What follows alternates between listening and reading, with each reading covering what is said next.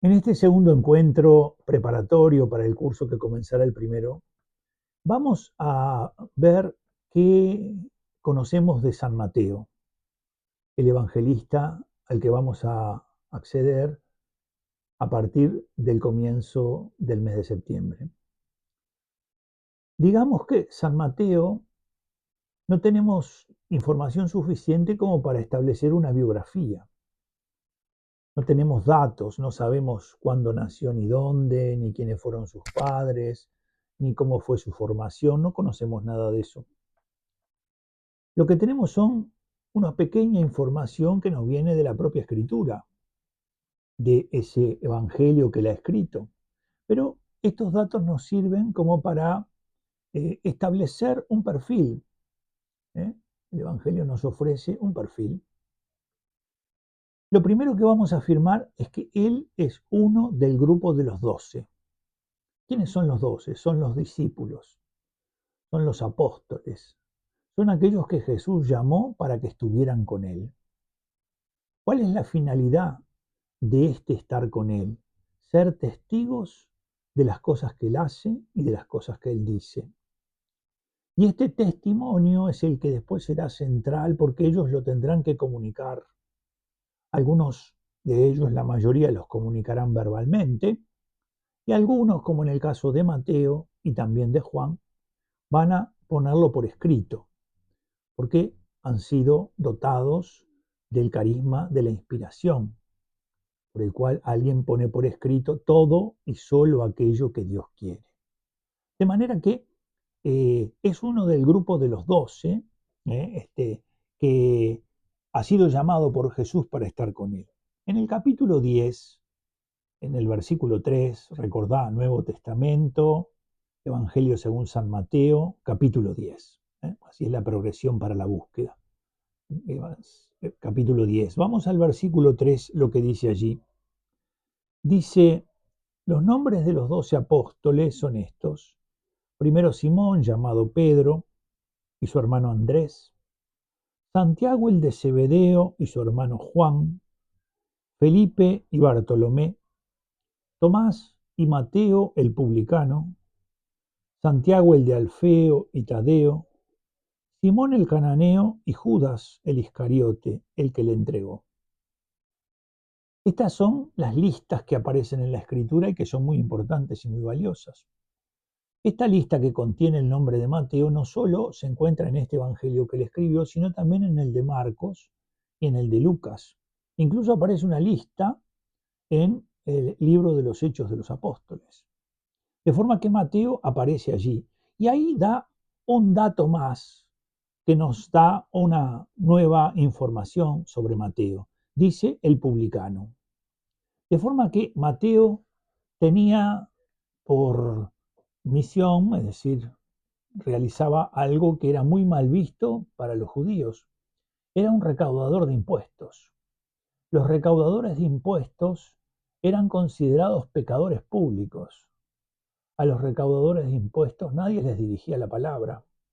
Tenían la tarea de cobrar impuestos al pueblo para entregárselo al emperador, para entregárselo al imperio, y se quedaban con una parte de esa plata que cobraban para poder sobrevivir, para poder subsistir. Por lo tanto, estaban muy mal vistos.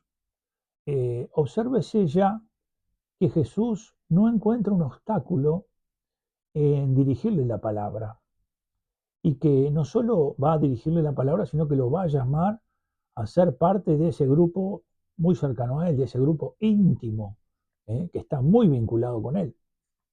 Este es un elemento central ya. De manera que Mateo es un recaudador de impuestos, seguramente ejercía el ministerio a partir de algunas cosas que tienen que ver con la escritura en el lago Tiberíades, y se nos cuenta que el Señor pasando lo llamó y que él respondió inmediatamente. ¿Tenemos algún texto que nos dé cuenta de esto que estamos afirmando? Sí. En su mismo Evangelio, en el capítulo 9 del Evangelio de Mateo, versículo 9, búscalo en tu Biblia, capítulo 9, versículo 9, vamos a ver la llamada de Jesús a Mateo. Dice, cuando se iba de allí, Al pasar vio Jesús a un hombre llamado Mateo, sentado en el despacho de impuestos, y le dijo, sígueme. Él se levantó y lo siguió. De manera que él estaba realizando su tarea. Y ven cómo el Señor así llamó también a Pedro, Juan, a Santiago. Estaban pescando, estaban lavando las redes, pasó por donde ellos estaban y los llamó. Aquí se ve que también lo hace así con Mateo, ¿verdad? Pasa por allí, por donde él está, y lo llama. El Evangelio de Lucas y el de Marcos conservan el nombre de Leví para Mateo. Pero está claro que este evangelista es uno muy íntimo, muy cercano a Jesús, porque es del grupo inicial que Jesús llamó. La tradición afirma que es el autor del primer evangelio y habla de que ese primer evangelio de Mateo habría estado escrito en hebreo o en arameo. A nosotros no llegó ese libro, no conocimos ese libro escrito en arameo o en hebreo. Esto viene de una fuente que es un historiador antiguo de la Iglesia, Eusebio de Cesarea, que escribe por el siglo IV una cosa que se llama la historia eclesiástica. Eusebio, que nace en el siglo IV, tiene una decisión, dice, voy a escribir de aquí hacia atrás, voy a tratar de recomponer esos primeros 4 siglos, va hacia atrás. Y entonces da cuenta de que algunos padres de la iglesia, como Papías de Hierápolis, hablan de ese evangelio de Mateo en hebreo. Está claro que el evangelio de Mateo fue escrito para los judíos. Se ve en el evangelio una permanente intención de vincular las escrituras del Antiguo Testamento, es decir, trata de mostrar cómo se cumple en Jesús lo que había sido prometido en el Antiguo Testamento. ¿Qué sentido tendría hacer eso con un pagano que no conoce el Antiguo Testamento? ¿Qué sentido tendría hablar del profeta Isaías para personas dentro del Imperio Romano que no conocían el Antiguo Testamento ni al profeta Isaías? Está claro que este evangelio fue escrito para los judíos.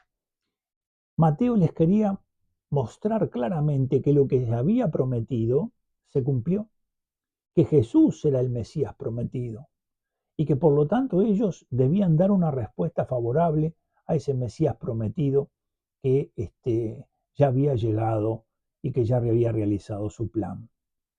Bueno, un acercamiento a San Mateo. No quiero sobreabundar en cosas que podrían de pronto enredar.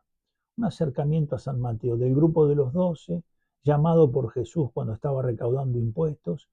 Antes de ser discípulo de Jesús era un recaudador de impuestos y por lo tanto un pecador público. Evidentemente que entendió que para seguir a Jesús habían cosas que había que abandonar y entonces tomó esa decisión. Que Dios te bendiga.